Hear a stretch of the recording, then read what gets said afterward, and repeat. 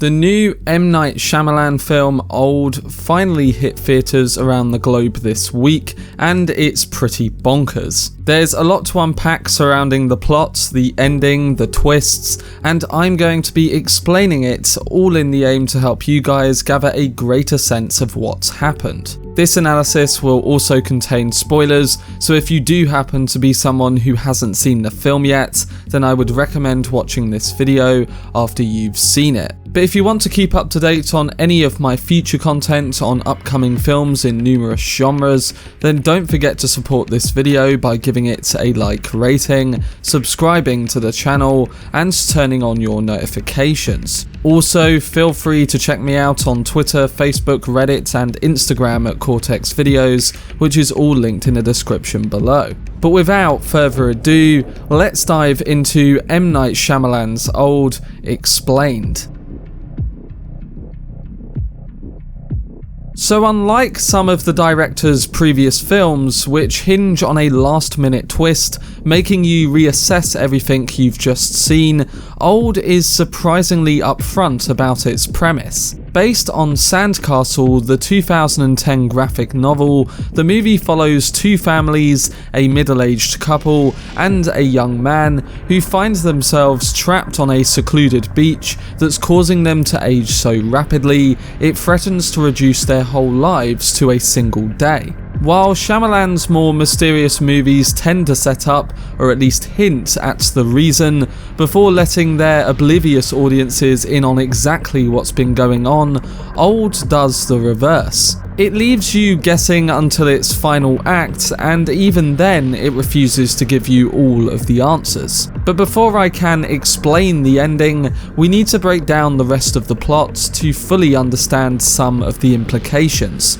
Old follows risk analysis Guy and museum curator Priska Kappa, a married couple trying their best to keep their impending separation a secret from their two children, which includes a 6-year-old Trent and preteen Maddox. They do plan on telling them eventually, with Priska revealing that she has already met someone else and sorted out a new place for herself outside of the family home, but they just want to give their kids one last memory-filled vacation first. And hell, the trip does turn out to be one they will never forget, but not at all in the way their parents had intended.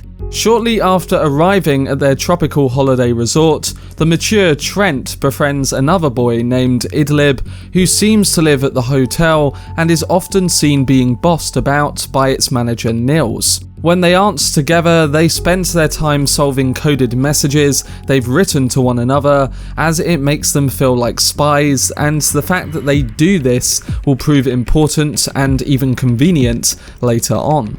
During breakfast, the Kappas are approached by Nils and asked whether they'd be interested in a visit to a nearby cove. They of course say yes, and he agrees to make arrangements, resulting in them getting on a bus waiting to be ferried away. Before they set off, another clan hops on board, which includes Dr. Charles, his younger and glamorous wife Crystal, their 6-year-old Cara, and Charles' mother Agnes. Having been driven to the bay by an unnamed van driver, which is a cameo role by M. Night Shyamalan himself, the gang pass through an imposing cavern, emerge onto a sandy shore, and become anxious when they spot a young man sitting silently by the rock face. They settle down on the shore, but the calm quickly turns into chaos when Trent stumbles across a dead woman, and a frantic child suggests that the man, who Maddox points out is actually a famous rapper,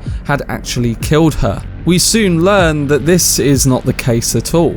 After another couple, which includes Nurse Jarin and seizure-prone therapist Patricia, turn up, the adults come to the horrifying realization that the children have grown significantly while they've been debating over the found body. Trent and Cara are now preteens, while Maddox is a teenager. During this, Agnes has also developed serious breathing problems, and the dead body decomposes. Priska, using knowledge she's gained from work, deduces that time is passing more quickly on this beach and that none of them will last longer than 24 hours, so they best try to find a way off of the shore. But there's just one problem, because every time one of them tries to pass back through the caverns and get away, they get splitting headaches and find themselves back at the shore in the company of everyone else. So they are trapped and hysteria starts to set in and tensions rise, with Charles succumbing to his advancing schizophrenia and starting to physically lash out at the other holidaymakers. Elsewhere, the kids have another growth spurt, with Trent, Maddox and Kara now appearing to grow extremely quickly.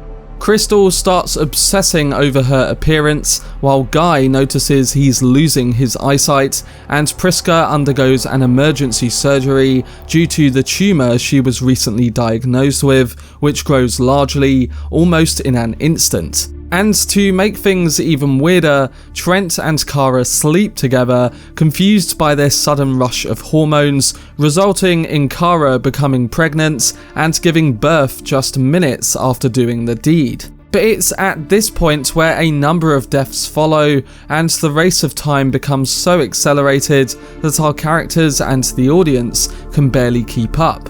This includes the newborn baby, Kevin, who is stabbed repeatedly by Charles, Jaren, who tries to swim around the rocks but drowns in the process, Kara, having attempted to climb up the cliffs, only to black out and fall to the ground, and Patricia from a particularly extreme fit. But Old soon grows fully into body horror when at nightfall, Trent and Maddox discover a hunchbacked Crystal hiding in a cave. Petrified by the thought of them seeing her aged self, she tries to drop a boulder on her own head, but misses and breaks her arm. With time moving much faster than usual, her broken bones meld back together in the wrong places, and as she throws herself against the walls of a narrow tunnel, hobbling towards the siblings, the same thing happens to her other limbs, causing her to eventually die from the injuries.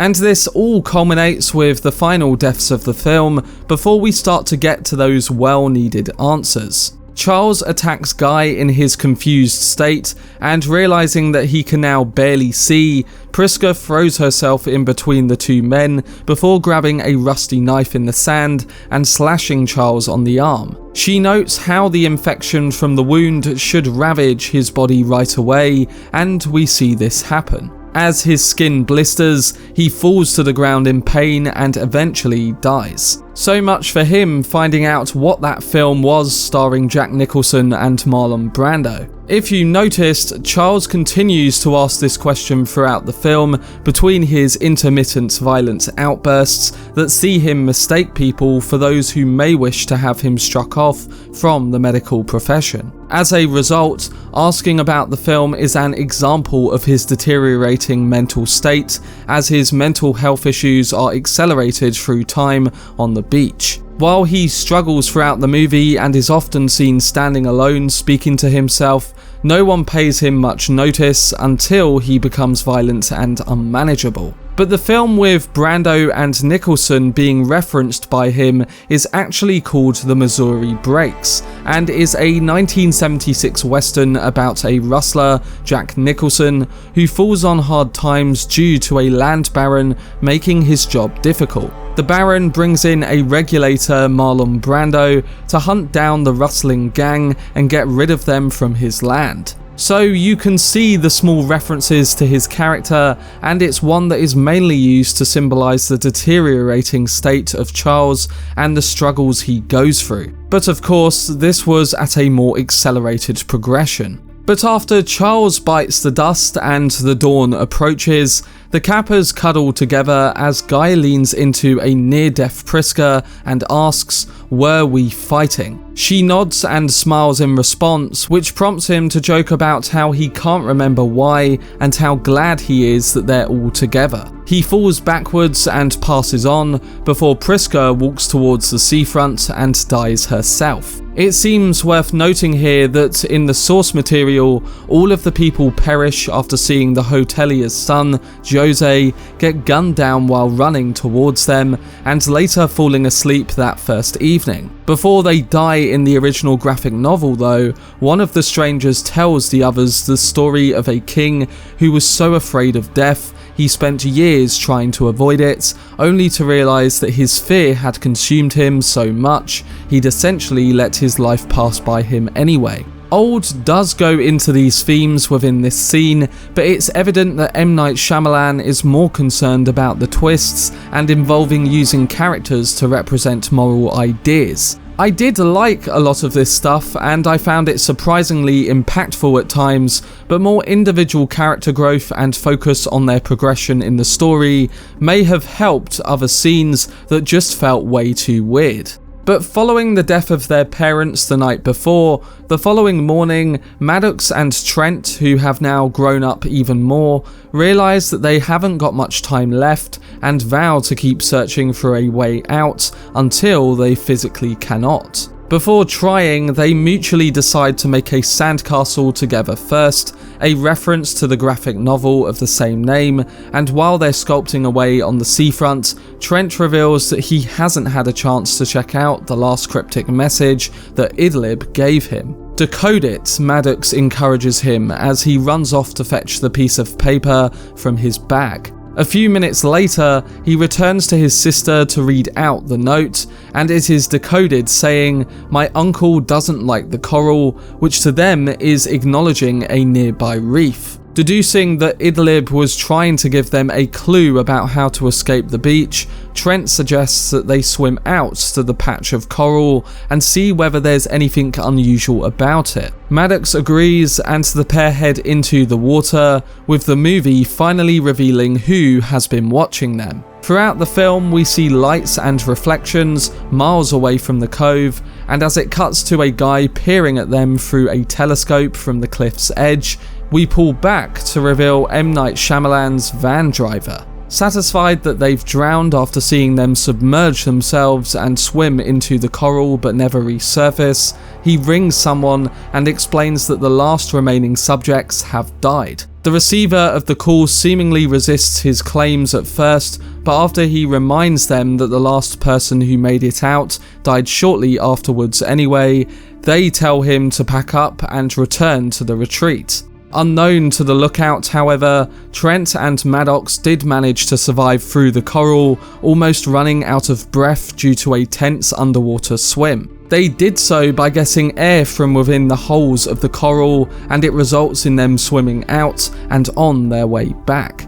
And then we come to the ending with some of the reveals we wanted. It develops with hotel manager Nils walking down into an underground facility and asking one of the lab coat wearing technicians there how the experiment went. Visibly restraining himself, the excited worker informs the room that it was a triumph and that they have successfully learned how to treat people with severe epilepsy. It turns out that Patricia went the longest she'd ever gone without having a seizure on the beach before she was struck down by that fatal one. And well, this is essentially the reveal. The hotel is a front, and the people that work there are selecting unwitting tourists with existing health issues, subjecting them to research trials, and relishing the fact that they don't have to wait months or years to see whether their work generates positive or sometimes negative results. The drinks that were presented to them upon check-in were laced with personalised medicines for this. It's a pretty mixed ending compared to, say, The Sixth Sense mind-blowing I see dead people, or that moment in the village when you find out that the nightmarish creatures scurrying about in the woods aren't real, but M. Night Shyamalan noted that this is what he set out to do. He said in an interview that he decided on the minor note and how to end on a minor note. I can understand what he tried to do, and personally I really enjoyed the film overall, but it's definitely an ending which is going to result in a mixed response from the audience. I think if some of the characters and their progression in the story was more emotion filled, then this minor note that M. Night Shyamalan refers to may have been more impactful in its reveals. But for what it's worth, the ending did feel somewhat fitting to the themes of the story on display. But Old ends with Trent and Maddox alerting the authorities to what Nils and co have been up to, with their crazy accounts backed up by previous victims' journals that they'd found half buried in the sand at the beginning, with many filled with names of people who had previously been declared missing. Later, Nils and his cohorts are escorted off the premises by police. The film doesn't worry itself trying to apply logic to a place where time passes scarily fast, and while that might frustrate some, including myself, perhaps it's for the best. Because for all of its far-fetched moments, that might have been a step too far. I don't know what you guys think, but it's a strange element to review when its very nature is confounded in weirdness. Maybe, like Shyamalan was suggesting, that is part of the mystery. But that was my video explaining the plot, the ending, and twists for M. Night Shyamalan's Old. Overall, I found this film to be quite entertaining with brilliant cinematography and sound design. The production really helped to elevate the strangeness and mystery of the events that happen, and while it wasn't completely groundbreaking, it did leave me positive over how Shyamalan has created a unique film on such a small budget. He's done this time and time again, and it's something that should be praised. And strangely, the idea itself is pretty groundbreaking. It was just that the story points and character arcs could have been elevated with slightly better writing and more compelling performances. It's a mixed bag, and it's one that I would definitely recommend watching, with it being a film that I myself will check out again to try and notice the smaller details. The themes are interesting, and it relates to all of us as human beings fighting time, along with cinema itself manipulating time through the lens of the camera. I'm giving Old a rating of 7 out of 10. I hope this did help some of you guys understand the events a bit better, and I'm looking forward to hearing what else you picked out alongside your thoughts on the film, so don't forget to let me know down below in the comment section. For more breakdown videos on upcoming films and TV shows, then subscribe to the channel and turn on your notifications. Also, if you enjoyed this video, remember to leave a like rating and follow me on social media via the links in the description. But anyway, I hope you guys enjoyed it. I've been Cortex, and as always, make some noise.